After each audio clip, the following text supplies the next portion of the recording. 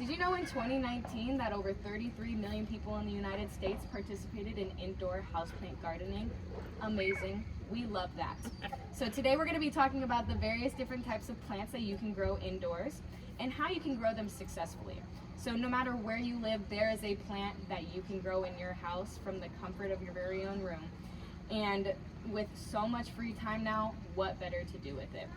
I've grown various plants over the years, literally within the comfort of my own room.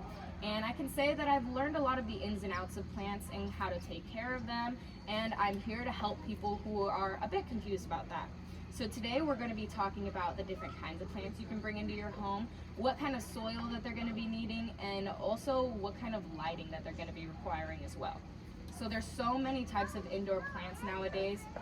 You are going to be so confused when you look at them, so we're going to start off with a few basic ones. First of all, we have air plants, also known as epiphytes, which in nature means that they usually grow on something, usually tree branches, but that's not always necessary when you're bringing them into your house, of course. So luckily, they only are going to need to be watered around once a week, depending on your specific type of air plant. But when you do water them, you want to make sure that you get them completely dry so that there is no mold or anything gross growing on that. We don't want that. And next, we have tropical houseplants, which can be extremely easy to grow in your house space. And they're great for bringing that pop of color, that little bit of flair that you need or that you might be lacking in your space. So they can, luckily most of them are very similar in how you grow them. So that keeps it easy for us if we're having a few different types of plants in my household. And of course, every plant is different, so it's always great to take a look online and make sure you're following any specific instructions that they may be needing. Many common houseplants can tolerate being underwatered a bit, but overwatering is also the #1 cause of death within tropical houseplants, which we don't like. We don't like death. So try not to allow either extreme to get that far with your plant.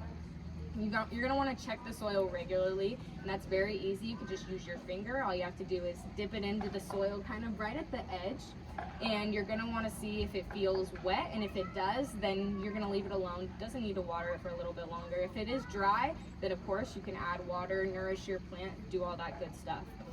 And what's great about tropical houseplants is they also adapt really well, more than others of course, to indoor conditions compared to what they're used to. They're usually used to very humid conditions, hot conditions out in the jungle, but they're very amenable to bring them into your house and very easy to grow. So the most popular plant that we have, of course, is the succulent. A lot of people love succulents. There's hundreds and hundreds of different kinds that you can get. And I have a few in the household, so it took me a bit to figure out kind of how to get around them and how to work them, but I think I've kind of got it down.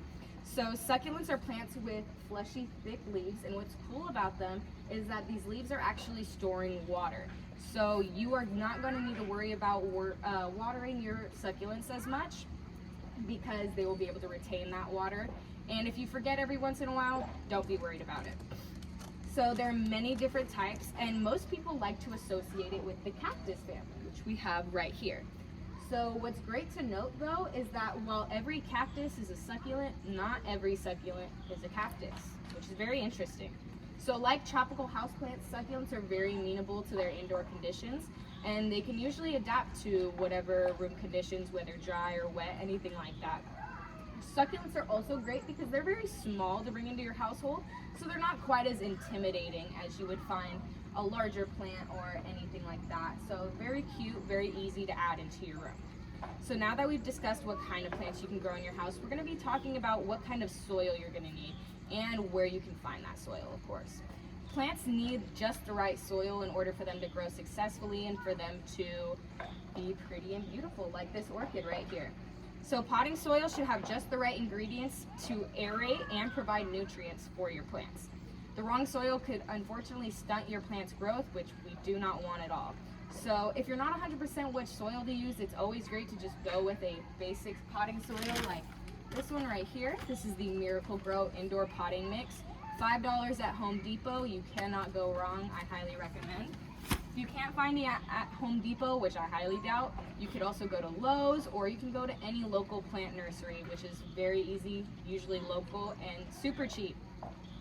So now that we know what kind of soil to use and where to get that soil, we're going to be talking about the lighting requirements that you commonly hear.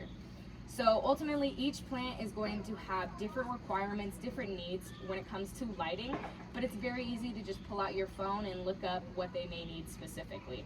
So you're going to hear a lot of terms like low light or indirect light or bright light, but what do those words mean exactly? So when you hear bright light, it usually means a sunny southern or western facing window that receives direct light all day long. Those kind of plants are going to need around 5 to 6 hours of bright light, which is pretty necessary for it to grow. It's usually going to need more than that. Now when you hear indirect light, that usually means farther away from the window but still receiving that light that's coming through, or on the other side near an eastern facing window.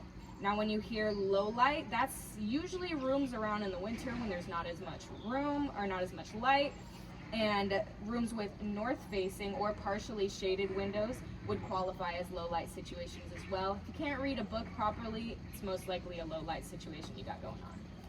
So today we've taken a quick look at how to grow plants indoors successfully by discussing various different types of plants you can grow indoors, the proper soil you're going to need for them, and the lighting requirements that they're going to need.